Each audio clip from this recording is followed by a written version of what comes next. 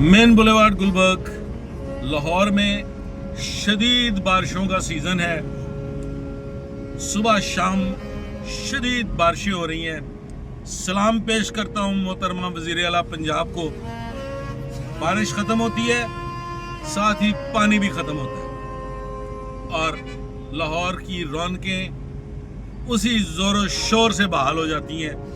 बारिश के बाद लाहौर के जिंदा दिल लोग तफरीह के लिए निकलते हैं, एंजॉय करते हैं। अल्लाह रब्बुल इज़्ज़त ने लाहौर को दुनिया में जन्नत से नवाजा हुआ है और इंशाअल्लाह ताला आखिरत में भी लाहौरियों को जन्नत मकाम मिलेगा।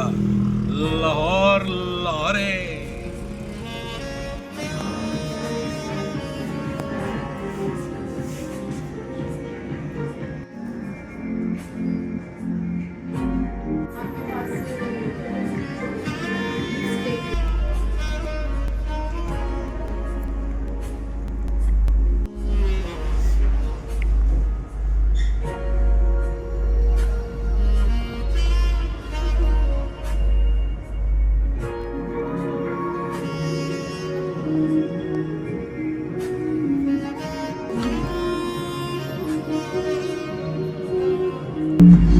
हुंजा डेन बैठे हैं और मैंने खाया है यॉर्क बर्गर, मलक साहब ने खाया यॉर्क स्टेक।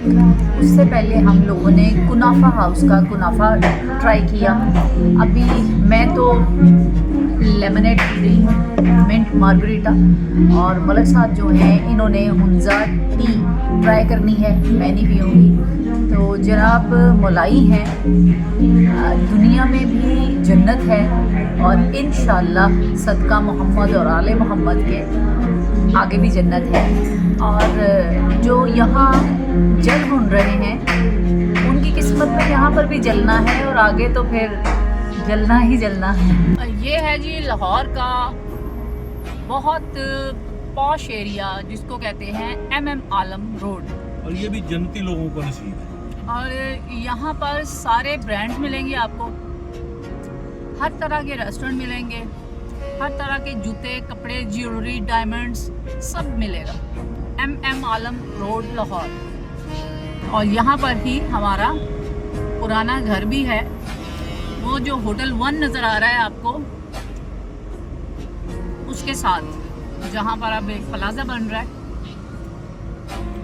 और ये है मिनी मार्केट।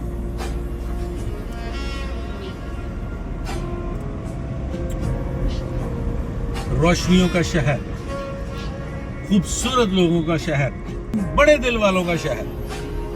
हम एक आबादी को, एक वादी को ऐसी खूबसूरती और ऐसा हसीन बनाना चाहते थे, हमारी ख्वाहिश थी, लेकिन वो बदनसीब थे, उनके नसीब में ऐसा खूबसूरत, हुस्न और हसीन बनना लिखा नहीं हुआ।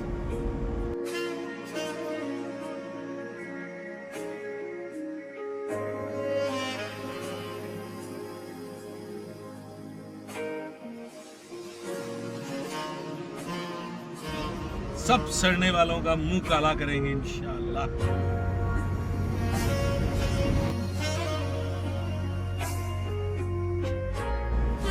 पंजाबियों की शान लाहौर, जियो लाहौर वाले तड़ा जोड़ कोई नहीं है।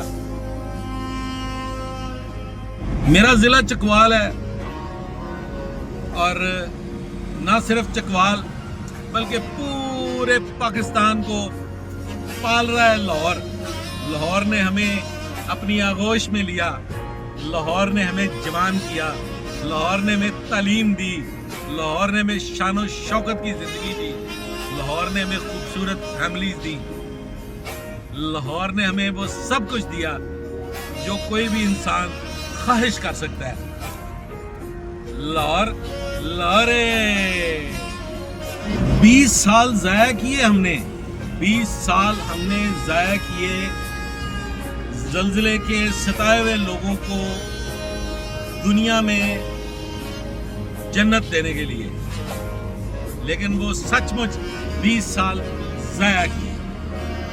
अपने सोने शहर लाहौर को पसे पुश डाल के हमने वादियों की खिदमत की, ਲੇਕਿਨ ਇੰਨਾ ਮਾਲਾ ਮਾਲੋ ਬਿੰਨੀ ਯਾਰ ਜਿਨ੍ਹਾਂ ਦੀਆਂ ਨੀਤਾਂ ਵੱਧ ਹੋਣ ਉਹ ਕਿਆਮਤ ਵਾਲੇ ਦਿਨ ਤੱਕ ਦਰਕਾਬ 'ਚ ਹੀ ਰਹਿਣਗੇ। ਲੋਕੀ ਇੱਥੇ ਜੰਮਣ ਆਉਂਦੇ ਨੇ, ਲਾਹੌਰ ਜਿਹੜੇ ਵੇਖਣ ਆਉਂਦੇ ਨੇ ਉਹ ਜੰਮਣ ਵਾਸਤੇ ਆਉਂਦੇ ਨੇ ਤੇ ਅਸੀਂ ਸਾਰਿਆਂ ਨੂੰ ਦਿਲੋਂ ਵੈਲਕਮ ਵੀ ਕਰਨੇ ਆ, ਖੁਸ਼ਾਮਦੀਦ ਵੀ ਕਹਿੰਦੇ ਆ, ਕਿਉਂਕਿ ਪੂਰੇ ਪਾਕਿਸਤਾਨ ਚੋਂ ਲੋਕ ਇੱਥੇ ਆਪਣੀ ਰੋਜ਼ੀ ਰੋਟੀ ਕਮਾਉਣ ਵਾਸਤੇ, ਆਪਣੇ ਬੱਚਿਆਂ ਨੂੰ ਪੜ੍ਹਾਉਣ ਵਾਸਤੇ, ਉਹਨਾਂ ਦੀ ਤਾਲੀਮ ਵਾਸਤੇ, ਕੁਝ ਲੋਕ ਆਪਣੇ ਇਲਾਜ ਵਾਸਤੇ, ਇੱਥੇ ਤੁਹਾਨੂੰ ਹਰ ਚੀਜ਼ ਮਿਲਦੀ ਹੈ। ਤੁਹਾਨੂੰ ਇੱਥੇ ਨੌਕਰੀ ਮਿਲਦੀ ਹੈ, ਤੁਹਾਨੂੰ ਇੱਥੇ ਘਰ-ਬਾਰ ਮਿਲਦਾ ਹੈ, ਤੁਹਾਨੂੰ ਇੱਥੇ ਸਿਹਤ ਤੰਦਰੁਸਤੀ ਮਿਲਦੀ ਹੈ, ਤੁਹਾਨੂੰ ਇੱਥੇ ਦਵਾਈ ਦਾਰੂ ਮਿਲਦਾ ਹੈ ਤੇ ਲਾਹੌਰ ਇੱਕ ਪੈਕੇਜ ਹੈ ਪੂਰਾ।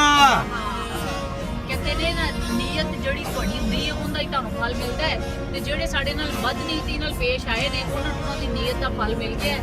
ਅਲਹਮਦੁਲਿਲਾ ਸਾਨੂੰ ਸਾਡੀ ਨੀਅਤ ਦਾ ਫਲ ਮਿਲ ਰਿਹਾ ਹੈ।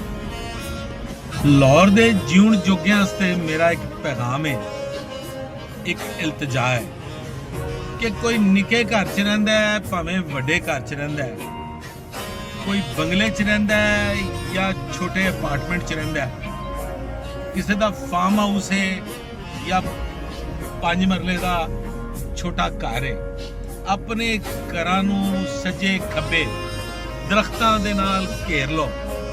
ਇੰਨੇ ਕੁ ਦਰਖਤ ਲਾਓ, ਇੰਨੇ ਕੁ ਦਰਖਤ ਲਾਓ ਕਿ ਲਾਹੌਰ 'ਚ ਠੰਡਾ ਪੈ ਜਾਵੇ। ਵੈਸੇ ਤੇ ਲਾਹੌਰ 'ਚ ਠੰਡ ਹੋਵੇ ਭਾਵੇਂ ਗਰਮੀ ਹੋਵੇ, ਲਾਹੌਰੀਆਂ ਨੂੰ ਅੱਲਾਹ ਤਾਲਾ ਨੇ 에ਅਰ ਕੰਡੀਸ਼ਨ ਦੀ ਨਿਮਤ ਤੋਂ ਨਵਾਜ਼ਿਆ ਹੋਇਆ ਹੈ। ਗਰਮੀ 'ਚ ਫਿਰ ਵੀ ਲਾਹੌਰੀਏ ਪਰੇਸ਼ਾਨ ਨਹੀਂ ਹੁੰਦੇ।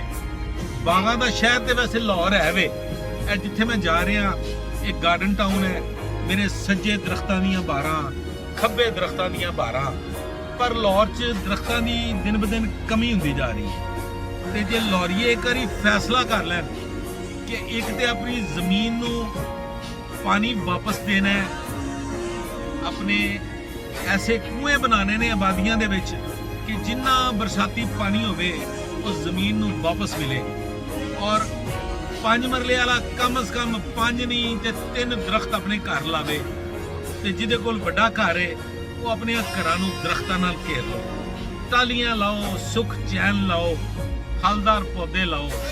ਅੱਜ ਕੱਲ ਤੇ ਜਵਾਨ ਦਰਖਤ ਲੱਭ ਜਾਂਦੇ ਨੇ, 7-7 ਫੁੱਟੇ, 8-8 ਫੁੱਟੇ, 10-10 ਫੁੱਟੇ। ਵੱਡੇ ਦਰਖਤ ਲਾਓ, ਉਡੀਕਣ ਦੀ ਲੋੜ ਕੋਈ ਨਹੀਂ, ਇਧਰੋਂ ਦਰਖਤ ਲਾਓ ਤੇ ਅਗਲੇ ਸਾਲ ਫਲ ਲਵੋ। ਤੇ ਲਾਹੌਰੀਓ, ਤੁਹਾਨੂੰ ਅੱਲਾ ਨੇ ਬੇਤਾਸ਼ਾ ਦੌਲਤ ਵੀ ਦਿੱਤੀ ਹੈ, ਤੁਹਾਨੂੰ ਨੇਮਤਾਂ ਤੋਂ ਵੀ ਨਵਾਜ਼ਿਆ ਹੈ, ਤੁਹਾਡੇ ਕੋਲ ਸੋਹਣੀਆਂ ਥਾਵਾਂ ਰਹਿਣ ਨੂੰ, ਤੇ ਉਹਨਾਂ ਨੂੰ ਜੰਨਤ ਵਰਗਾ ਸੋਹਣਾ ਬਣਾ ਦਿਓ। ਲਾਹੌਰੀਏ ਜਿਹੜਾ ਫੈਸਲਾ ਕਰ ਲੈਣ ਉਹ ਪੂਰਾ ਵੀ ਕਰ ਦਿੰਦੇ ਹੁੰਦੇ ਨੇ। ਔਰ ਅਸੀਂ ਫੈਸਲਾ ਕੀਤਾ ਹੈ ਕਿ ਅਸੀਂ ਇਨਸ਼ਾਅੱਲਾ 200-300 ਦਰਖਤ ਜਿਹੜਾ ਹੈ ਉਹ ਆਪਣੀ ਲਾਹੌਰ ਦੇ ਇਰਦ ਗਿਰਦ ਜਿਹੜੀਆਂ ਜਗ੍ਹਾ ਮੌਜੂਦ ਨੇ ਜਿੱਥੇ ਦਰਖਤ ਲੱਗ ਸਕਦੇ ਨੇ, ਅਸੀਂ ਉਹ ਦਰਖਤ ਵੀ ਲਾਉਣ ਜਾ ਰਹੇ ਹਾਂ।